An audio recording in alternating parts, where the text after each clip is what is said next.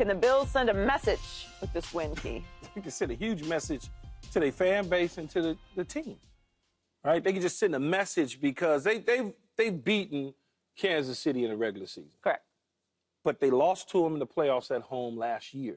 Now you send that message because it's really right now. It's really about the fans too in Buffalo. They got to see us beat them on our home turf because we lost last year, and they went on to win the Super Bowl, but they had to go through us. Now they're going through us again in the regular season. We get the opportunity to basically give them their first loss, and we can show that we can play with them. And we can, even though we have in the past, this is a different year. This is a totally different year. We both got new players on the team, and we gotta step up and do that. And I think Buffalo can. I don't know that they will, but I think they can. Who are you picking in this game?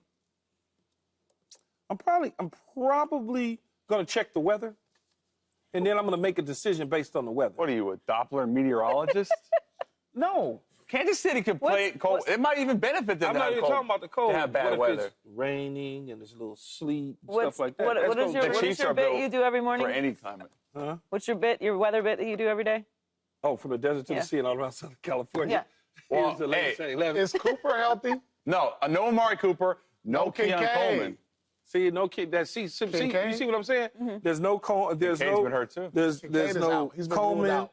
possibly no Amari Cooper. He's working Kincaid. on it every single day. I shouldn't say no.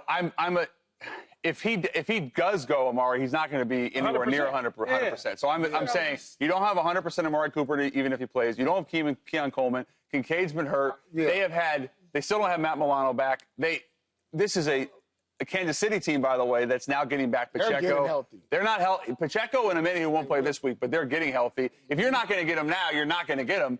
And I don't know if the league believes that Buffalo can beat Kansas City. Yeah. And if if they really believe, let's just say, and in their heart of hearts, they want to get to a Super Bowl, that they need the number one seed, and this is the only way they can even possibly get it, were to beat Kansas City. Why would they need the number one seed? They don't need the number one seed. They had home field advantage versus Kansas City last year.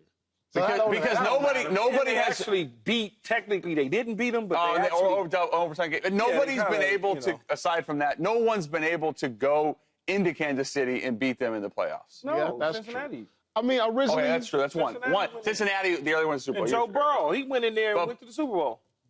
I remember. Originally, I would have said this is a statement game. Originally, I said no.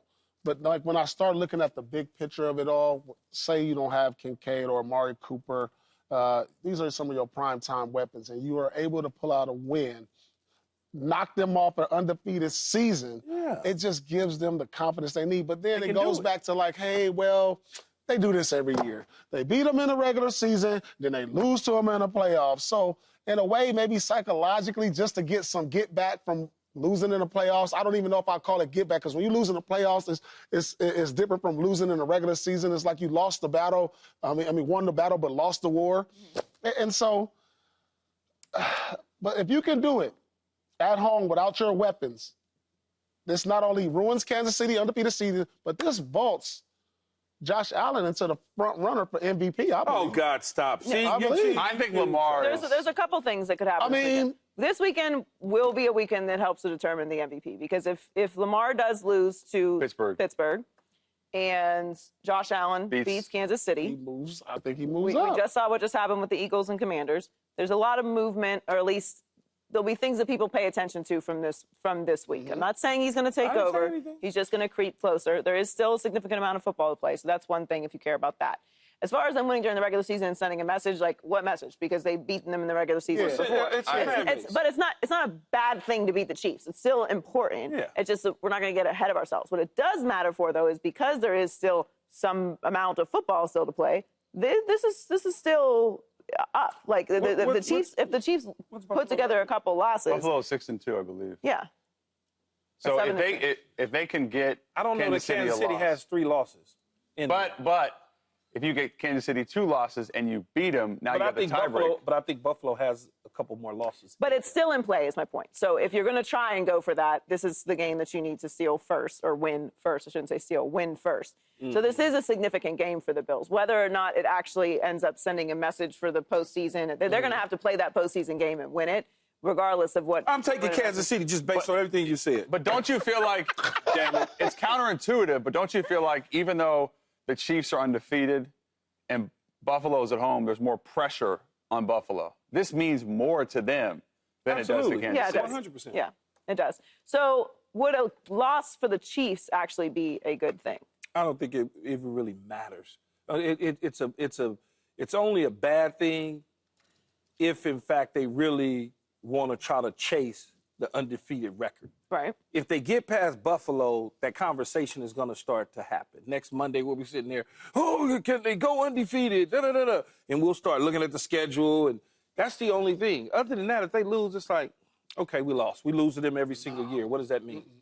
Listen, when you're chasing history, they talk about this. When you get to this point, halfway in the season, you're like, all right, guys, goals, this is, hey, we could probably do this. Listen, we've already won 2 championships in a row. Obviously, the goal is to win another one. But have y'all ever thought if we went undefeated and win the chip? This is historic. That conversation. This conversation is being had right now. It'll start, Paul. It'll start after Buffalo. When they get to about 12 games in a year, 13 games in a year, then that's when that conversation starts to happen in the locker room. This conversation is happening They already now. talking about it right now. After you block a field goal for the win, you start true. having Not this just a field goal, conversation. 40 Hold yards on, or man. whatever. We not only good, we lucky, we might can run the table.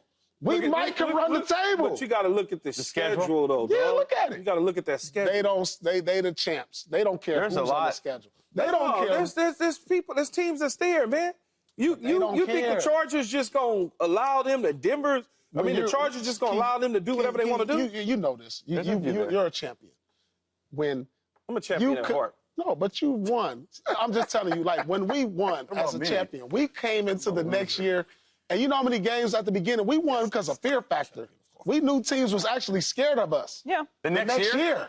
I mean, we started the season, I think we were 27-2. We knew we got 10 points on fear factor. Because the Chiefs was in there intimidating dudes, bullying you and KG. The Chiefs got a fear factorness to them. No, that's the boogeyman, for sure. Yeah, exactly. And what's Andy Reid? Exactly. If Andy Reid goes back to back to back, now he's in the argument for greatest coach of all time. He might already be there. People already have him. But if he does it, and then Mahomes does it, and Kelsey does it, I don't think the conversation skyrockets. about the Chiefs. This is like something. No, it is, but it's too. I'm with Key. It's too early in the season to be actively talking about it. When we get towards the last 2 or 3 games of the season, and they're still undefeated. When you get to that 12-13 game. When I say that, I don't think it's too early. That block field goal, that's something that can just propel you. If the Celts are 27-2 and that fear factor is worth 10 points, the Chiefs being 9-0, that means they're going back-to-back champs. Yeah, and back-to-back. That means they're going into every game probably without question believing we have the edge. They believe that, but also all year long. Other teams believe that. And other teams. No, but the conversation all year long has been that how the Chiefs are winning. They've won 4 games on walk-offs. The last play of the game. But doesn't that also tell teams like, man, it tells me I want to pop your bubble. That's what it tells me. What do we have to do to beat these guys? Good. Denver did it perfectly. They had the timeouts. Everything was perfect. They got the hash they wanted. It still didn't work. At some point, are other clubs saying, let me tell y'all something. Not our year. When we played, in 2001, we played the Lakers. They coming off back-to-back. I'm coming up. We flying in there. I'm like, damn, it's going to be a long night. Like already. So right there, having that mentality, you already defeated, kind of. I think we're not good, though. But we beat them. We beat them 2002. But y'all weren't good, though. We were solid. 2002. You were not good. No, We were solid. We were solid. Good. Y'all we were like solid. the Cleveland Browns of football. No, we were solid. No. We were solid. No, we wasn't. No, not at that point. Not at that point. This is my 4th year now. Y'all wasn't good. Y'all was to the okay. playoffs. We went to the conference championship. Subscribe here to get the latest from Speak, and go watch a few segments from our other shows on FS1.